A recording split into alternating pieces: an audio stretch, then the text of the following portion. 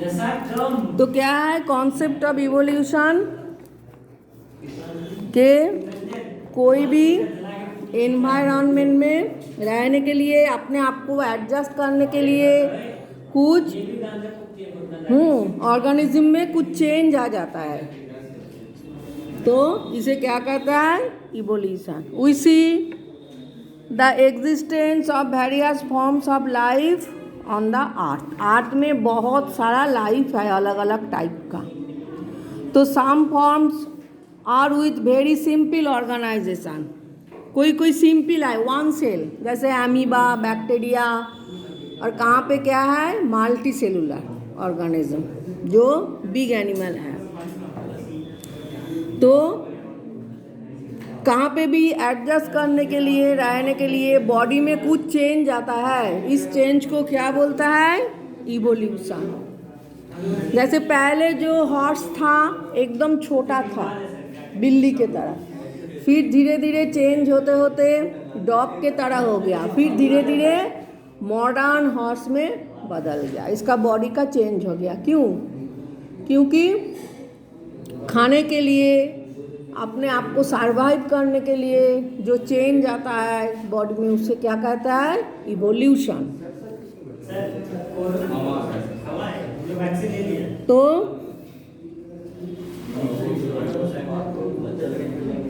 ज़ेनोफेन, देखो ज़ेनोफेन first discovered some fossils and he proved that there has been significant changes in the living world from the ancient to the recent times। बहुत सारा change हो गया ancient time से recent time में कुछ कुछ organism में, इसका फॉसिल मिला है उनको। ऐसे बहुत सारा, पहले फॉसिल मतलब स्टोन के ऊपर जो छाप होता है एनिमल का व प्लांट का, उस फॉसिल देख के इसको मालूम हुआ कि पहले एनिमल क्या था और चेंज होके क्या हो गया। The great philosopher Aristotle showed that in the living world there are many classes of organism। Living world में बहुत सारा ऑर्गेनिज्म है, बहुत सारा अलग अलग क्लास है। जैसे एविस जो बर्ड क्लास है, बर्ड टाइप। तो मैमल, मैमल में क्या फीचर है, मैमल में जो मम्मी का दूध पीता है मैमल। तो ऐसा अलग अलग फीचर है बहुत सारा। और रेप्टाइल भी है, रेप्टाइल मतलब लिजर्ड, क्रोकोडाइल। तो Darwin appear to be the most prominent, सबसे पहले प्रोमिनेंट इवोल्यूशन के बारे में कौन दिया है डार्विन। तो डेफिनेशन क्या है, origin of A genetically distinct type of organism from the pre existing life.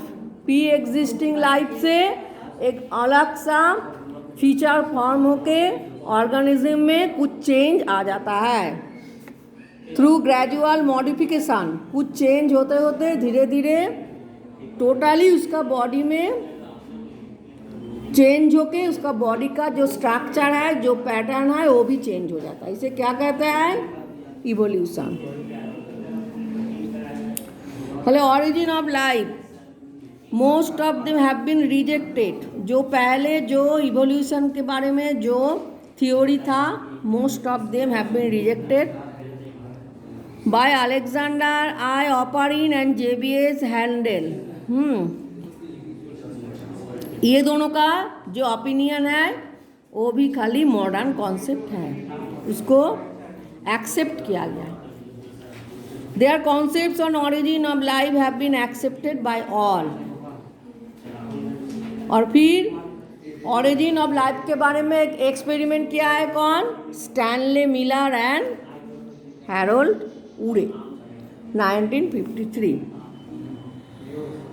तो दो type of evolution, chemical evolution and biological evolution. Chemical evolution, premium earth atmosphere and innumerable free atoms of elements like hydrogen, nitrogen, oxygen, carbon, sulfur, phosphorus, ये सब atmosphere में था। तो high temperature prevented any sort of bond formation. इसके अंदर क्या होता है, हाई टेम्परेचर में बॉन्ड फॉर्म होता है, होके इसमें से कंपाउंड फॉर्म हो जाता है। जैसे हाइड्रोजन ऑक्सीजन जुड़ के क्या होता है, वाटर, H2O। नाइट्रोजन हाइड्रोजन जुड़ के क्या होता है, एमोनिया, NH3। ऐसे बॉन्डिंग फॉर्म होके कुछ कंपाउंड फॉर्म होता है। जैसे CH4 मीथेन, कार्बन हाइड्रोजन। तो there are no free oxygen in the primitive atmosphere. Free oxygen नहीं था, ऑक्सीजन बॉन्डिंग सिस्टम में था।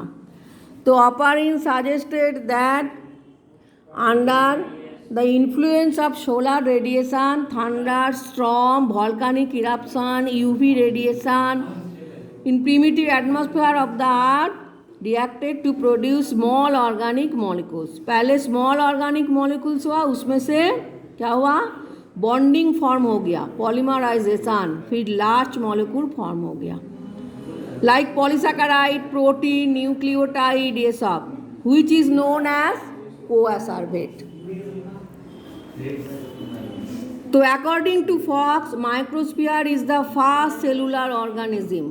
फास्ट सेलुलर ऑर्गेनिज्म क्या है, जिसमें से क्या होता है, लाइफ फॉर्म होता है। फास्ट सेलुलर ऑर्गेनिज्म क्या है, माइक्रोस्फीयर। प्रोटोसेल और protobiont is originated from the microsphere, उसमें से प्रोटोसेल फॉर्म हुआ है। तो इसे क्या बोलता है, केमिकल इवोल्यूशन। जहाँ पे सिंपल ऑर्गेनिक कंपोनेंट्स फॉर्म होता है, उस प्रोसेस को क्या बोलता है, chemical evolution. Simple organic components is form and then simple से क्या होता है, कॉम्प्लेक्स ऑर्गेनिक फॉर्म होता है। पहले सिंपल जैसे नाइट्रोजन, ऑक्सीजन, कार्बन, हाइड्रोजन, ये सब था, उसमें से क्या हुआ, कार्बन डाइऑक्साइड हो गया, जुड़ के बॉन्डिंग फॉर्म में, एमोनिया हो गया NH3, मीथेन हो गया CH4, फिर उसमें से क्या हुआ, कॉम्प्लेक्स ऑर्गेनिक फॉर्म हुआ और लाइफ फॉर्म हो गया।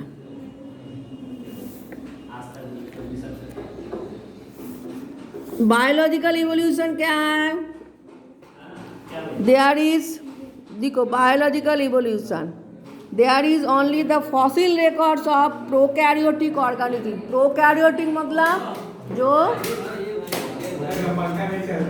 प्रीमिटिव, प्रीमिटिव ऑर्गेनिज्म, बहुत साल पहले जो दिखाई दिया वो है प्रोकैरियोटिक ऑर्गेनिज्म। तो उसका खाली फॉसिल रिकॉर्ड है, मतलब स्टोन में उसका छाप दिखाई देता है।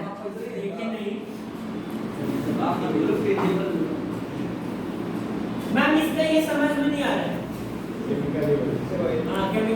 It might so happen that there are several steps before the origin of first prokaryotic life. पहले जो लाइफ फॉर्म हुआ वो है प्रोकैरियोटिक लाइफ, मतलब यूनिसेलुलर ऑर्गेनिज्म, एकदम छोटा छोटा जो वायरस बैक्टीरिया है, फिर उसमें से क्या होता है, मल्टी सेलुलर, मतलब यूकैरियोटिक। हम सब जो है यूकैरियोटिक सेल। प्रोकैरियोटिक सेल में न्यूक्लियस नहीं है, कोई सेल ऑर्गेनेल नहीं है, और यूकैरियोटिक में सब है। तो स्टैनले मिलर एंड हैरोल्ड एक एक्सपेरिमेंट किया है इसके बारे में। अच्छा, यहाँ पे कुछ नेम दिया है, देखो, organic compound and organic compound, glycine A, glycolic acid, sericin, alanine, lactic acid, ये सब होच्छे ऑर्गेनिक कंपाउंड का कुछ नेम। अच्छा, फॉर्मेशन ऑफ अर्थ कैसे हुआ, पहले अर्थ फॉर्म हुआ, उसमें से ऑरिजिन ऑफ लाइफ, फिर ऑरिजिन ऑफ यूनिसेलुलर, उसके बाद क्या है, फोटोसिंथेटिक बैक्टीरिया, छोटा छोटा बैक्टीरिया फॉर्म हुआ, बैक्टीरिया से क्या है, मल्टी सेलुलर, उसमें से फिश, पहले वर्टिब्रेट हुआ फिश, सबसे पहले फिश में से क्या है, रेप्टाइल्स, फिर रेप्टाइल्स में से जो मैमल्स है और भी हायर एनिमल। तो ऐसे ऑरिजिन ऑफ लाइफ हुआ। और the theories of organic evolution.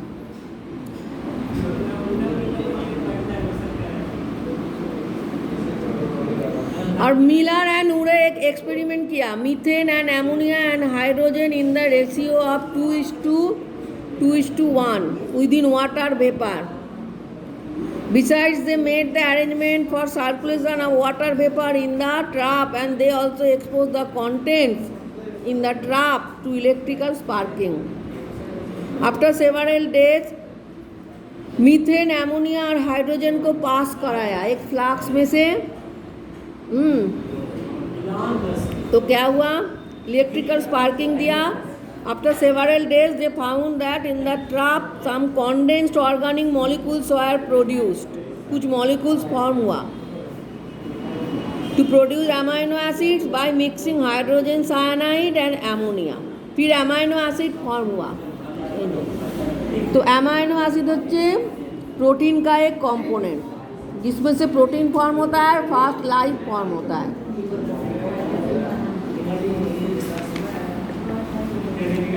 Theories of organic evolution, देखो Lamarck, their concept relating to evolution.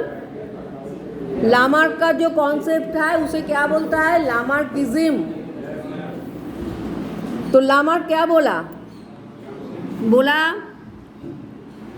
कि उसका जो बुक है, नेम है फिलोसॉफी जूलॉजिक, बोला है कि इनहेरिटेंस ऑफ एक्वायर्ड कैरेक्टर, अर्थात living organism acquired changes in body structure in order to adapt itself, हाँ, इन द चेंज एनवायरनमेंट। उसको एनवायरनमेंट में जो चेंज होता है उसके साथ बॉडी स्ट्रक्चर चेंज। कैसे, जैसे जिराफ पहले हॉर्स के तरह था, उसका नेक छोटा था, फिर ऊंचाई पेड़ में पत्ता खाते खाते क्या हो गया, उसका नेक क्या हो गया, लंबा। क्यों? क्योंकि उसका खाना चाहिए। नीचे में जो पत्ता है बिलो साइड में सब खत्म हो गया, तो पेड़ के ऊपर से पत्ता खाना चाहिए, तो उसका तो नेक छोटा है, कैसे वो ऊपर का पत्ता खाएगा? इसीलिए ऐसा नेक को ऊंचा करना पड़ेगा खाने के लिए। तो ऊंचा करते करते करते करते उसका नेक ही लंबा हो गया। और ये लामार्क बोला था, लामार्क का ये है थ्योरी है, लामार्किज्म, थ्योरी ऑफ लामार्क। तो ये है इनहेरिटेंस ऑफ एक्वायर्ड कैरेक्टर्स, जो कैरेक्टर्स क्या है, अर्जन किया जाता है। तो all the living organisms have no inherent tendency to develop with the attainment of some features with the help of vital force within. जब फोर्स होगा, प्रेशर होगा, जैसे उसे जीवित रहने के लिए खाना चाहिए, खाना नहीं मिल रहा है, तो क्या करेगा, अपने नेक को जितना चाहे ऊंचा करके वो ट्राई करेगा कि ऊंचा पेट से जो पत्ता है उसमें से खाना लेने के लिए। तो ऐसे ऊंचाई करते करते क्या हो जाता है, उसका नेक ही लंबा हो जाता है, फोर्सफुली। हाँ, तो नेक लंबा हो जाएगा तो बॉडी स्ट्रक्चर धीरे धीरे चेंज होगा, फिर भी उसका पार धीरे धीरे लंबा हो जाएगा,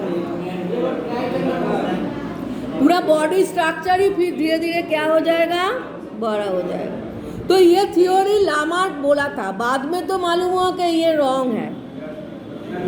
An organism has the capacity to adapt itself to the environment and due to adaptation changes। फिर धीरे धीरे बॉडी में अडेप्टिव चेंज हो जाता है, जो तुम आप भी बोला कि लेग कैसे लंबा हुआ, नेक लंबा हुआ, जैसे छोटा हार्ट से बड़ा हार्ट कैसे हो गया, यही तो है एडेप्टेशन, एडेप्टिव चेंज। फिर धीरे धीरे यूज़ करने के बाद वो ऑर्गन स्ट्रांग हो जाएगा, अर्थात जो ऑर्गन ज़्यादा यूज़ होगा वो स्ट्रांग हो जाएगा। जैसे खाते खाते उसका गला में क्या हो जाएगा, पावरफुल हो जाएगा। बाद में वाइसमैन बोला कि लामार्क का जो थियोरी है ये रॉन्ग है। क्यों? क्योंकि वाइसमैन जो रैट है, चूहा है, उसका टेल काट काट के एक्सपेरिमेंट किया है।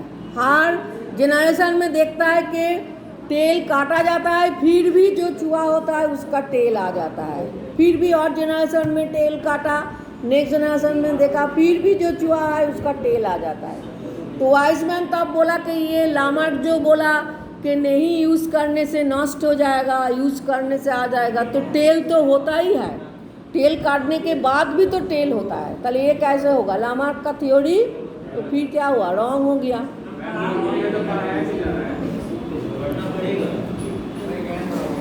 जैसे लामार्क को एग्जाम्पल दिया है यहाँ पे, giraffe, long neck giraffe, bird देखो, ऑस्ट्रिच का बार्ड, ऑस्ट्रिच का विंग यूज नहीं होता है, इसीलिए क्या हो गया? उसका उड़ नहीं सकता है, उड़ने का पावर चला गया, वो दौड़ता है। और loss of eyesight of the cave dwelling animals, जो गुहा के अंदर डार्क में रहता है उसका आईसाइट नष्ट हो जाता है, नहीं देख देख के। ऐसे बहुत सारा एग्जाम्पल लामार्क दिया है। Due to availability of enough food on the ground and absence of enemies, ostrich would not use their wings for flight. हाँ, नहीं उड़ने के बाद ऑस्ट्रिच का विंग का पावर चला गया, उड़ने का पावर चला गया। नेक्स्ट डार्विनिज्म, डार्विन चला गया। The theory propose by Charles Darwin, क्या है? डार्विनिज्म। डार्विन का थ्योरी है the theory of natural selection, natural selection. तो ऑस्ट्रेलिया में और साउथ अफ्रीका में एक आइलैंड है, क्या है? Galapagos island. गैलापागोस आइलैंड में जाके डार्विन बहुत एक्सपेरिमेंट किया है, घूम घूम के देखा है, बहुत सारा एनिमल को लेके, बहुत सारा प्लांट को लेके रिसर्च किया है, करके बोला कि principles of geology by Charles लिएलैंड and essay on population by Malthus. The concepts on population gave him the idea of limited resources, high reproductive pressure, struggle for existence.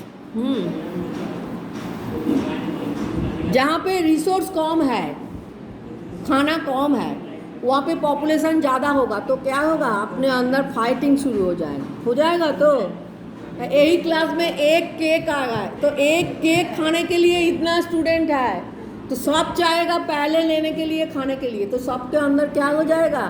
Fighting हो जाएगा। तो जो वीक है, जो लड़ना नहीं चाहता है, वो धीरे धीरे चला जाएगा कि मुझे नहीं चाहिए केक। और जिसको जो स्ट्रांग है, जैसे मंगलम, केक खाना ही होगा, मारपीट करके खाना होगा, तो जो पावरफुल है वो रह जाएगा, उसको मिलेगा। यही है struggle for existence and natural selection. अर्थात जहाँ पे क्या होगा? जहाँ पे रिसोर्स कम है, ज़्यादा खाना नहीं है, वहाँ पे क्या होगा? स्ट्रगल होगा खाने के लिए, एग्जिस्टेंस के लिए। तो स्ट्रगल के बाद जो वीक है वो मर जाएगा, जो स्ट्रांग है वो रह जाएगा। यही होচ্ছে स्ट्रगल फॉर एग्जिस्टेंस, डार्विन जो बोला था। The theory of natural selection as described by Darwin may be presented in the following manner. Darwin's theory of natural selection or Darwinism. So Darwin stated that new species could be originated through natural selection. Natural selection के द्वारा new species originate होता है। Therefore Darwin natural selection reveals the mechanism of the origin of species. अर्थात जो मर जाता है, जो वीक है, फिर न्यू स्पीसीज क्या होता है? ओरिजिनेट हो जाता है।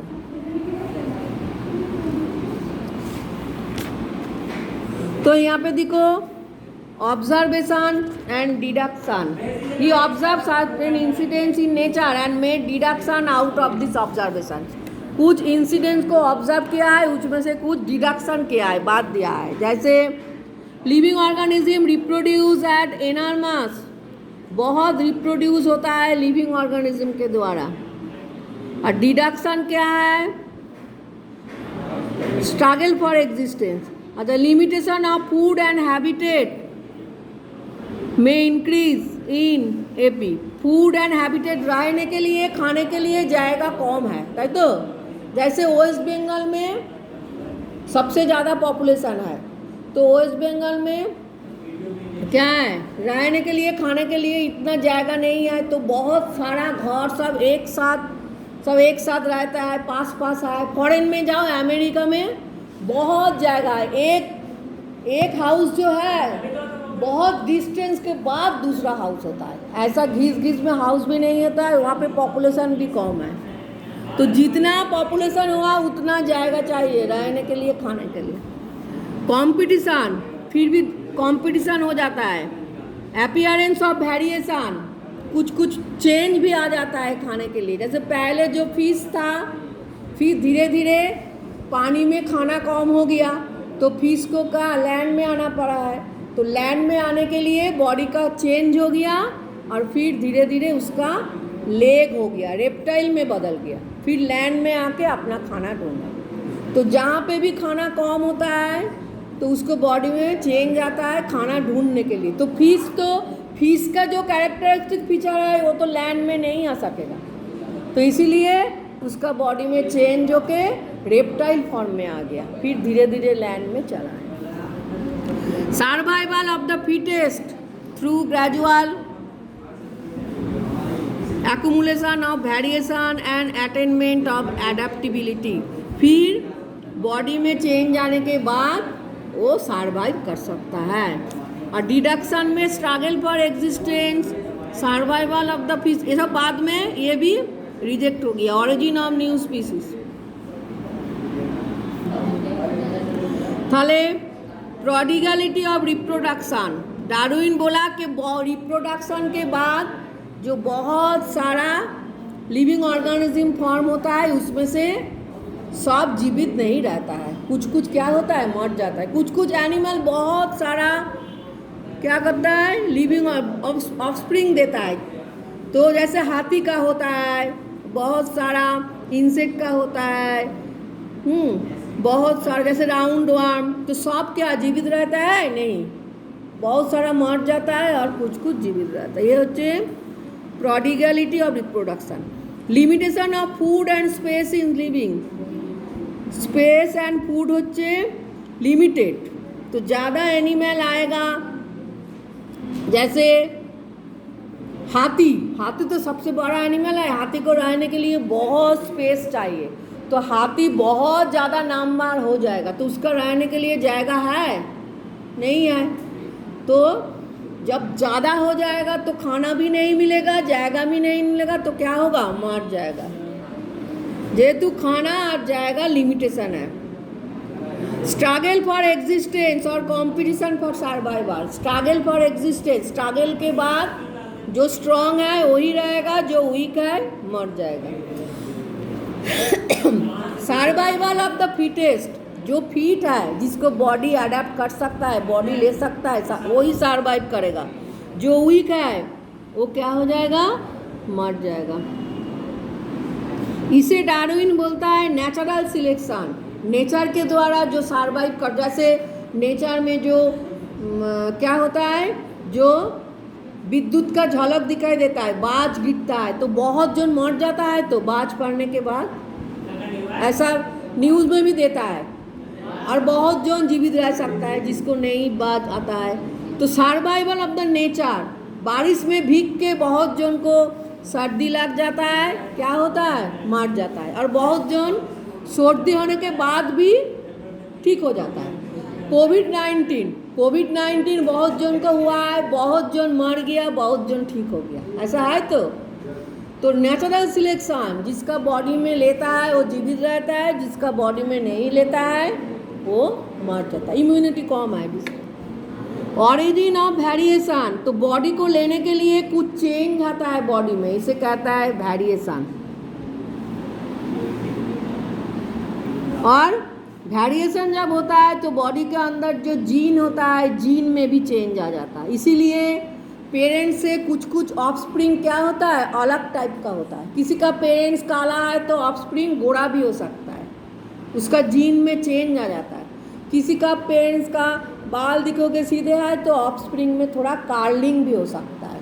ये क्या है वेरिएशन, जीन में कुछ चेंज आता है।